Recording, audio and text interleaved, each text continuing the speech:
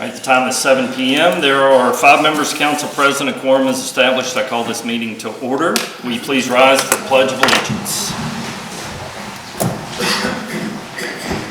I pledge allegiance to the flag of the United States of America and to the republic for which it stands, one nation, under God, indivisible, with liberty and justice for all. Thank you. You have your agendas in front of you. Is there anyone here from Frontier Housing this evening? Council, I'd ask on the agendas in front of you that we remove item number 16, which was Resolution R6 2026. We're not prepared to discuss that resolution tonight. So without objection from council, we'll go ahead and remove that from the agenda. So just strike that. Item number 3 on the agenda is public comment. So we have Jesse Hurst present tonight. Jesse, welcome. Thank you. This is my first time doing anything like this, so I'm incredibly nervous. Well, you're fine, Jesse. Welcome. We are too. My name is Jesse Hurst, and I'm here today to request some assistance with a matter that's deeply concerning to my wife and I. A little backstory behind this, but I'll get that in a minute.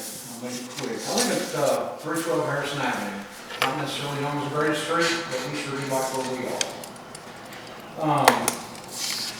There's a rental house right across the street from us that's had very serious issues, and since it was inhabited after a long time, I think it sat for like 2 years completely empty, and animals running in and out, and just shot out, everything like that.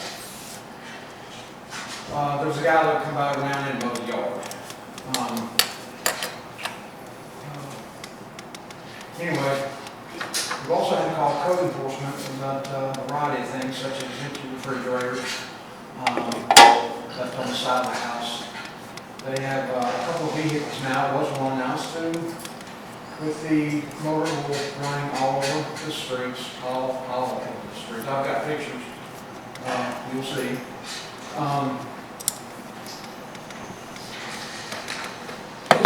I don't even know.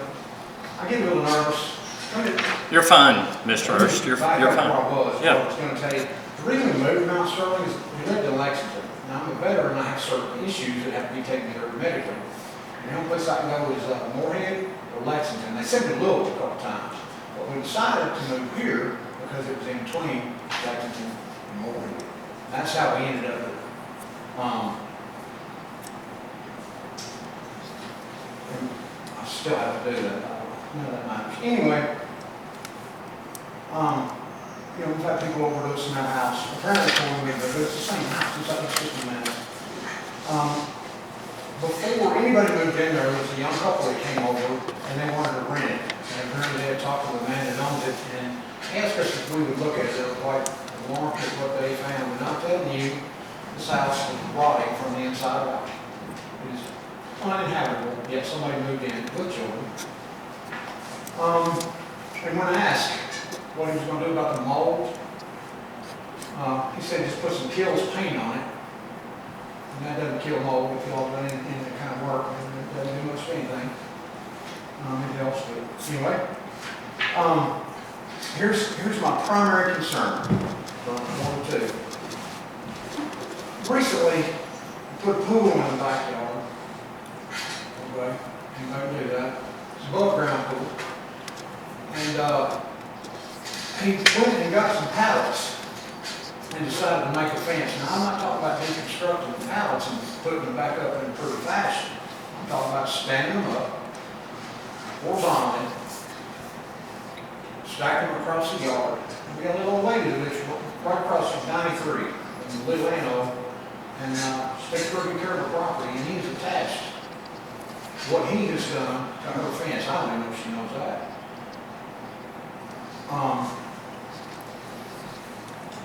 One of the problems that I have after being sick is cognitive issues, so I'm going to have to call my wife up here to help me with some of this.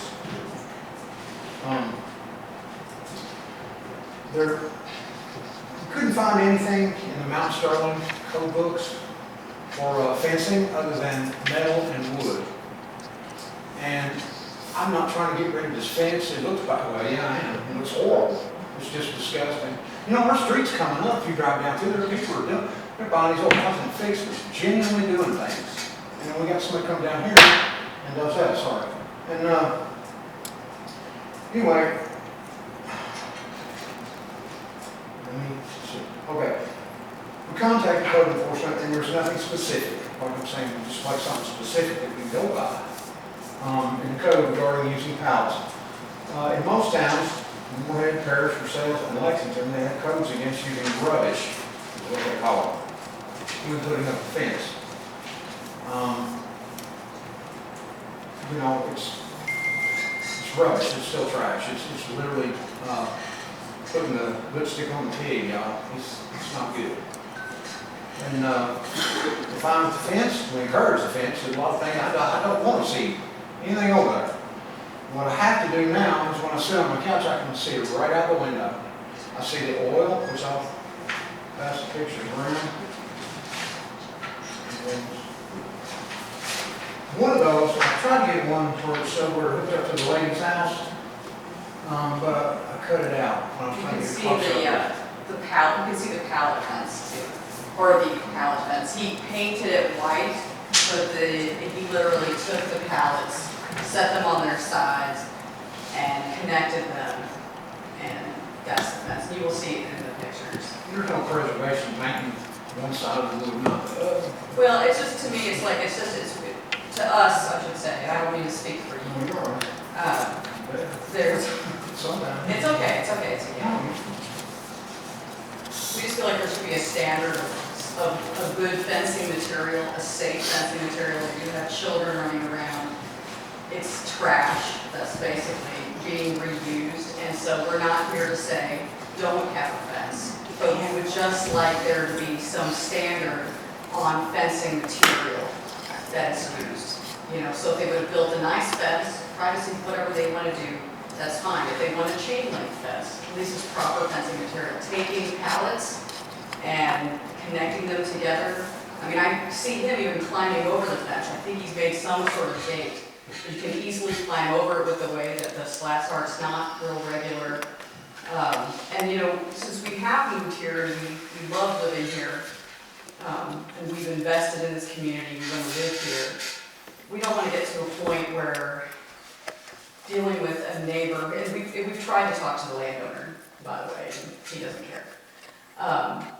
We don't want to have to move because of having to deal with you know, unsightly neighbors who can't keep it together, so to speak.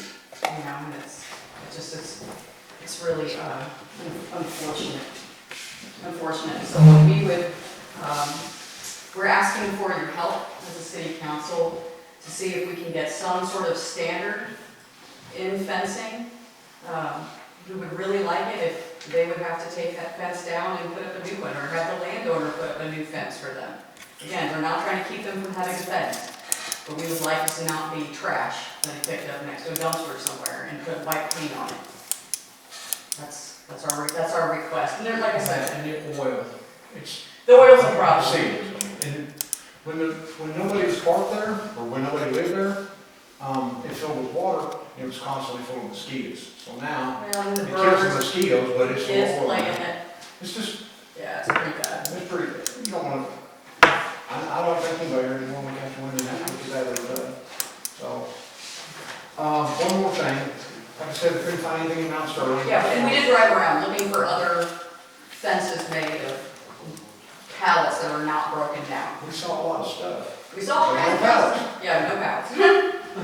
And stuff that would normally be used for fences, just kind of odd the way some of them were done. There was nothing in Mount Sterling, and really nothing I could find, but Kentucky's residential code says defense construction is supposed to be closely spaced vertical members, chain link mesh, lattice, and decorative cutouts on special limits now. Far they're supposed to be apart. And I think that's all I got. I thank y'all for listening to me stammer, and I have something to do. Well, we will, and certainly if council has a question or comment, please feel free to bring that forward, but we'll make sure that we'll sit down tomorrow and have a discussion with our code enforcement officer. I know he knows a little bit about this, our building inspector, and He's been then really good, by the way. see, well, thank you for that And comment. Pam was great and helped us with getting rid of the refrigerators that were out there. So, I mean, they still have like a washing machine on their back porch. Again, we just want things to be safe and have a good, clean standard. Right, so we'll sit down and see if we can come up with a plan of action to address this, and hopefully we can make things better up there for you. Thank you. Let me say this, there's a lot of things that are out of our control and we can't do anything about. Honestly, we'll have to look at the fence to, see what we can legally enforce there. But mowing issues, the oil, those are things that we can immediately take care of, so. Yeah, they sort of tried, they put in what looks kind of like, The cookie sheets. Yeah. but this oil's still going everywhere. I think I know the house because it was on the street at one point, and Yes, if it I'm was- not that's what we called mistaken, it. yeah. We called it, it was, you can actually see where they drive because the oil gets everywhere. Anytime now it's the car that sits there in front of the blue truck that, they have a for sale sign, but it's just kind of sitting. Every time she leaves, the girlfriend leaves, he goes over there and puts the oil in it because it just dumps constantly. And I had heard they had got some money to get fixed, but they haven't done it. And I still know that they're gonna spend money on that, so. Okay. We'll sit down and have a meeting Thank you. tomorrow, see if we can develop some sort of course of action that will fix this situation up there. Thank you very, Okay. very much. Does Mike have your phone number? Yes, We've invested in our house too, but we're trying to do all that. We do, I know your old house, it always looks great. We're working, Yeah. we need a They new want one. time. Thank you. Thank you all so much, and you're welcome to stay, you don't have to leave, this is your local government in action, so you're more than welcome to We'll stay. stay for a while. Yeah. Thank you very much. We appreciate it. Thank you all. Next, Dr. Edward Roberts from Post Clinic was scheduled to speak. I don't think Dr. Roberts is here. Oh, there's Dr. Roberts. Okay, you were hiding on me back there. Okay, well, welcome. I'm Edward Roberts, and I'm here. I knew you had a team here, though, so we were in good hands. I'm representing the Post Clinic, and I want to thank the council for letting us speak. Really appreciate the opportunity, and I want to go further and say that the Post Clinic wouldn't be here without the council. The council really was responsible for the ministry and helping us get the grants that allowed us to build the Post Clinic. And I was a wee bit late because Dr. Frank Kendrick and Tanya Kendrick, Dr. Tanya Kendrick, were stars on KDT tonight on the Kentucky edition representing the Post Clinic, and I had to watch, so I was a little late. But I want to introduce the people representing the Post Clinic. We've got Kate Green Zolman here, and Dr. Jennifer Jones-Powell, Dr. Frank Kendrick. These are our board members, so I'm going to ask you all for money.